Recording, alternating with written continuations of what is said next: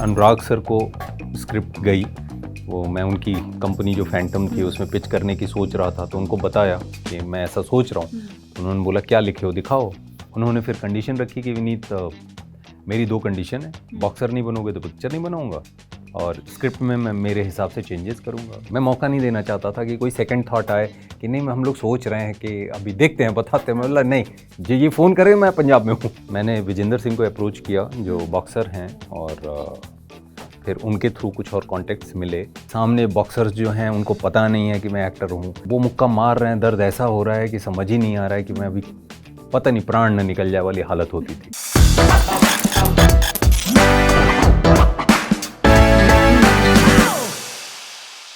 जब मुक्काबाज आपने लिखी, आप राइटर भी हैं एक्टर भी हैं, मुक्काबाज आपने लिखी और आई थिंक आपकी सिस्टर ने, आप दोनों ने साथ में लिखा थी, तो उस टाइम जब आप अप्रोच कर रहे थे उसको लेकर, वो वाला फेज कैसा था? कितना टाइम लगा था एक्चुअली में फाइनल पहुंचने के लिए कि हाँ अब फिल्म बन रही है? मुझे ना ऑनेस्टली जब ख़त्म हुई तो मुझे ये लगा कि यार ये 5-6 महीने में मैं किसी तक पहुंच जाऊंगा, हाँ। किसी डायरेक्टर या प्रोड्यूसर तक, बट वो हुआ नहीं। अच्छा। एक से दूसरा, दूसरे से चौथा, 10वां, मतलब चलता ही चला गया।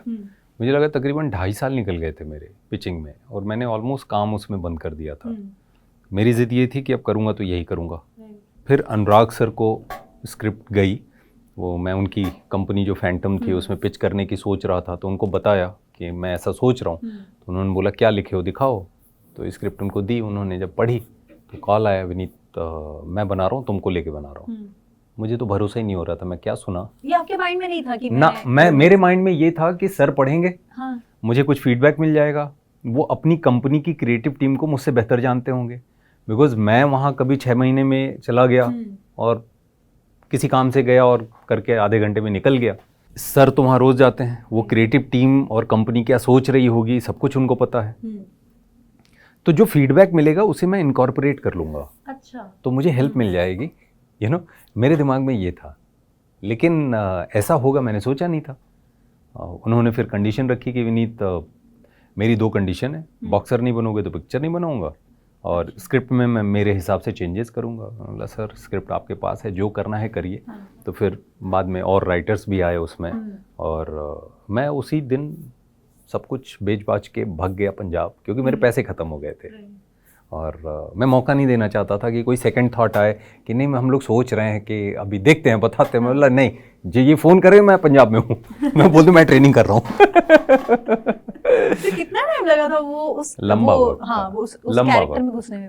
वो लंबा था। कैरेक्टर में घुसने में प्रॉब्लम नहीं थी, बिकॉज लिखी थी तो मैं श्रवण को खूब अच्छे से जान रहा था।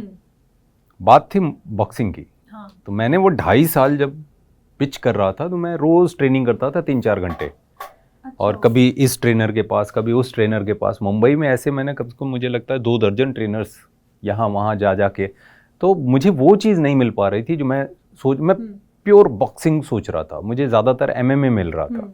तो इस 2.5 साल के फेज़ में ये क्लैरिटी आ गई थी कि अगर ये फिल्म करनी है तो मुझे जाना पड़ेगा या तो पंजाब या हरियाणा या मणिपुर। तो मैं वो लिंक खोज रहा था इस पूरे फेज़ में और ख़ुद को तैयार कर रहा था। और जब ये हुआ तो मुझे पता था जाना कहाँ है। मैंने विजेंद्र सिंह को अप्रोच किया जो बॉक्सर हैं, और फिर उनके थ्रू कुछ और कॉन्टेक्ट्स मिले, और फिर मैं सीधा निकल गया पटियाला रुचिरा के साथ, जो आज मेरी वाइफ हैं।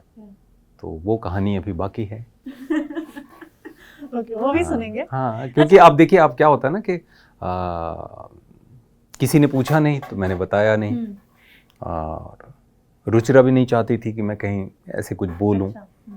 तो जब आप इतनी हार्डकोर ट्रेनिंग कर रहे हो, तो जहाँ 4-4 टाइम आप ट्रेनिंग कर रहे हो, मतलब बॉडी टेम्परेचर इतना बढ़ जाता है कि खुद ही हमेशा कोई छूता तो लगता था बुखार है क्या। हाँ, क्योंकि आप 4 टाइम ट्रेनिंग कर रहे हो, कूल डाउन होने का टाइम नहीं मिल रहा है, बॉक्सिंग आ नहीं रही है, सामने बॉक्सर्स जो हैं उनको पता नहीं है कि मैं एक्टर हूँ, वो मुक्का मार रहे हैं और दर्द ऐसा हो रहा है कि बिल्कुल आइडिया नहीं था। नहीं, उनको नहीं पता था। तो वो मुक्का मार रहे हैं, दर्द ऐसा हो रहा है कि समझ ही नहीं आ रहा है कि मैं अभी पता नहीं प्राण न निकल जाए वाली हालत होती थी। तो इसलिए खुद को इतना फौलाद के जैसा बनाया कि उनके मुक्के लगें तो कम से कम 50-60% तो मेरी बॉडी झेल जाए। अच्छा। हाँ, बाकी जो होगा उसको तो मैं झेल जाऊँगा। तो ये सिलसिला जो चल रहा था ना, इस फेज़ में आप कहाँ टाइम है खाना बनाने का, खाने का। तो उस पे ना सही किसी बात ने है। बात की ना मैंने कभी बोला। हाँ, तो थैंक्स टू रुचिरा।